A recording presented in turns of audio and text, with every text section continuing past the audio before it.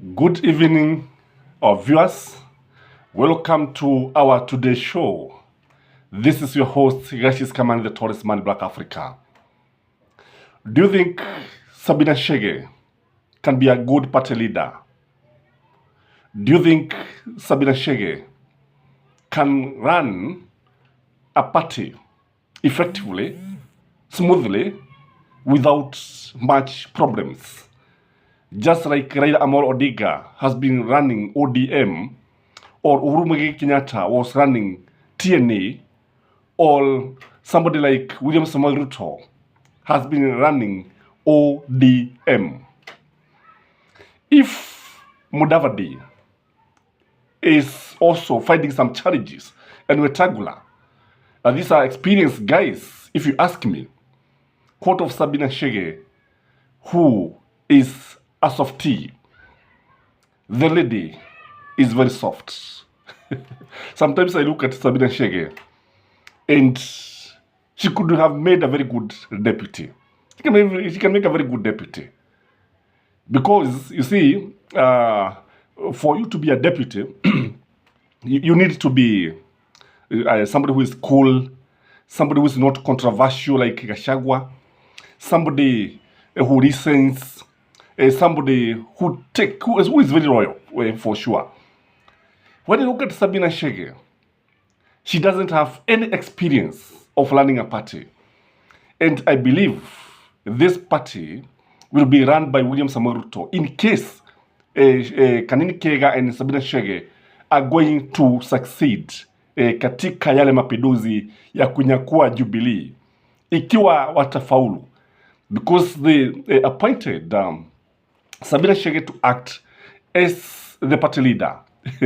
And I'm laughing because I don't think she can make a good party leader. Maybe give her something else like the secretary. Not even the secretary general, something like organizing secretary. Sabina Chege doesn't have the charisma. If you look at her, she could have made a very good pastor. And or an actor, something like an actor. When you look at her, you see that she doesn't have the conviction, even herself. Hata yeye mwenyewe nafikiri haamini ya kwamba she can be a party leader. Unapomwangalia, you see, for you to be a party leader, you need a lot. Other than the beautiful face of Sabina Chege, I don't see anything else. Because even the nomination to parliament was a favor, if you ask me, from Uhuru Muigai Kenyatta and Raila Amolo Odinga. She got a favor. And now she's biting the hand that fed her. Kwa kile ambacho tunaweza tukasema ni kwamba one of the reasons why she even did not contest for any seat in Murang'a is because she felt that she could not make it. So she's timid, truth be told. She's not that courageous. You cannot compare her with people like Moses Kuria. You cannot compare her with people like Kanini Kega, Kabado, people like Kabogo. You cannot put her in that league. So she is a lightweight. And when you put a lightweight as a party leader, then you are a joker. You're king.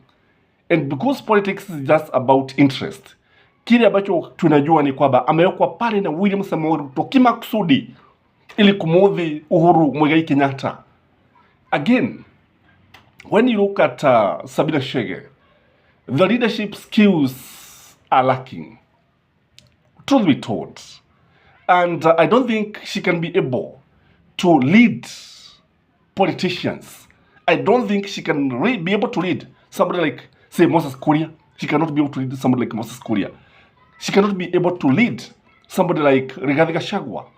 And the reason why she was also put there is because if they put a man, a man would compete with Rigathi Gachagua, it would emerge as a Mount Kenya kingpin.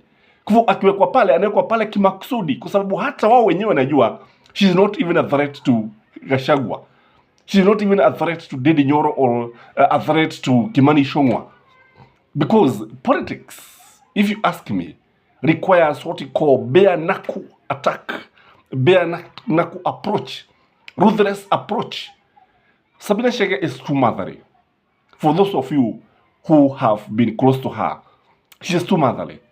And mothers, you always think twice before engaging in some activities.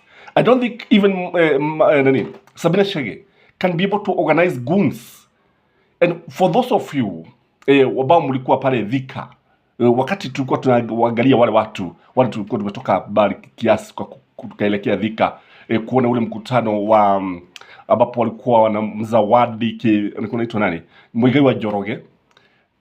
I was looking at Alice Ng'ang'a. Anytime that Moses Kuria would talk about mention the unprintable words, Sabina Chege alikuwa anainama wakiwa na Alice Ng'ang'a. They would bed wakiwa na nini na haya. Politics alikuwa somebody ambaye hana haya, mtu ambaye hana aibu, mtu ambaye anaweza kufanya chochote, somebody who can stand and lie to Kenyans, somebody who can stand and con wananchi, somebody who can come with a narrative, somebody who can convince voters that he can build a bridge when there is no river, somebody who can tell people that he can pray for water and turn the water into wine. That is what politics in Kenya are all about. So you realize that as a party leader, she cannot even hold Jubilee together. As a party leader, she cannot even be able to bring the members together because she lacks what I call political stamina. Again, the machinations that comes with politics, the scheming that comes with politics. For instance, do you think Sabina Chege can be able to handle the nomination of the party primaries? She can't. Like the way Ruto was able to plant his people in Mount Kenya, the way he was able to even outwit Uhuru Muigai Kenyatta in 2013. Watu ambao walikuwa maarufu sana kama Kabogo wakatupwa nje. Because what happened in Mount Kenya is that it started in 2013 when William Samoei Ruto started planting his sympathizers and doing away with the people who are supporting Uhuru Muigai Kenyatta in the party primaries. Do you think Sabina Chege can be able to do this? Kulingana nami hawezi. And it is because of her personality. This is a cool lady. This is a lady who doesn't even hata when you look at even the money, she's not moneyed. This is an average woman. This is a lady whom you cannot compare with some people like Susan Kihika. You know, if it was Susan Kihika, it could have been a better person. Because Susan Kihika, when you look at her, is ruthless. Susan Kihika, even remember there was a time I was watching them at Kirirebikia Inoro, Sabina Chege and Susan Kihika, and I can tell you, Sabina Chege could not stand Susan Kihika. She was roasted, and she could not even be able to stand the words, some of the words that Susan Kihika was saying. Because when you look at Sabina Chege, this is somebody who cannot even mention some words. Do you think she can mention some of these words that most Korea have always been saying? Again, look at her in the social media. Jammoja ambalo utaona ni kwamba in the social media, she is not very active. She is not very active. When you look at some of these leaders who are very active, even in the social media, because you see, politics, it requires somebody who is also very, very social. When you look at Sabina Chege, she is somehow reserved. And I believe, initially she was in the media and she was a very good actor. And at a personal level, she's a very good lady. So for those of you who have interacted with her, very good and down to earth.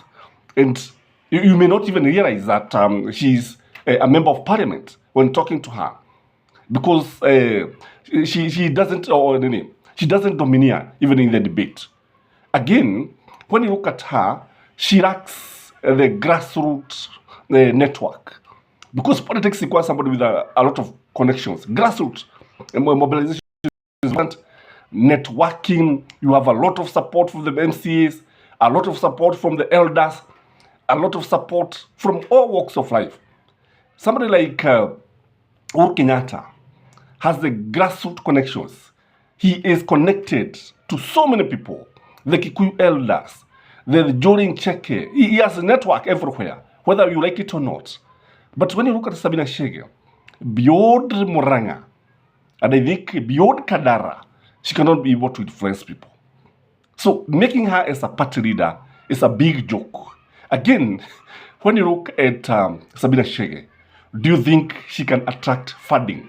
Because what I know is that for you to be a leader, party leader, you need to be somebody who can attract funding. If Kalonzo is challenged, if Kalonzo gets challenged as a party leader when it comes to funding, I believe the only people who have been able to attract a lot of funding for their parties, it is Raila, Amolo, Odega, and Uhuru Muigai Kenyatta, and now President William Samoei Ruto. These three people have been able to attract a lot of funding, a lot of financing, even from the donors, well, even from friends. Lakini ukiangalia utaona kwamba unajua kama ni Martha Karua ukiangalia bado hata yeye ukimwangalia vizuri sana utaona kile chama chake cha NAK Kenya. Is it NAK Kenya? Yeah, bado ni tisho kwake when it comes to funding. I remember there was a time, I don't know how much money she was given by mtu ambaye alijitolea. And it was not a lot of money because it came to the media. I think it was about 50 million. But do you think Sabina Chege can be able to attract fundings in terms of millions and billions of money to sustain an election? So what is happening is that William Samoei Ruto just wants somebody who is a lightweight, somebody ambaye atakubali vizuri sana, valie viatu vya rangi ya yellow, skati ya yellow, lakini awe tu anaongea tu kama mtu wa Jubilee, so that akiingia pale atakuwa tu mtu wa UDA. I believe it was better for Kanini Kega and Sabina Chege to defect to UDA. But they could not have done that because you see for them, they have been nominated by the Jubilee Party. And that is why they are fighting. That's the only reason that they are fighting. Because without Jubilee, if they defect, utakuwa mwisho wao. Lakini sasa kile ambacho tunajua ni kwamba they can have a working relationship with the Kenya Kwanza, and they can always go to the register of political parties, and then they can deposit the agreements. Na inaweza kukubalika. I don't know what you think when you look at Sabina Chege, but I can tell you, it is a big joke to make her a party leader. I remain yours truly, Gracious Commander Tallman Black Africa. Can I ask you one thing here? Please like this video. Let's have 1,000 likes, and may you have a blessed evening. Bye-bye.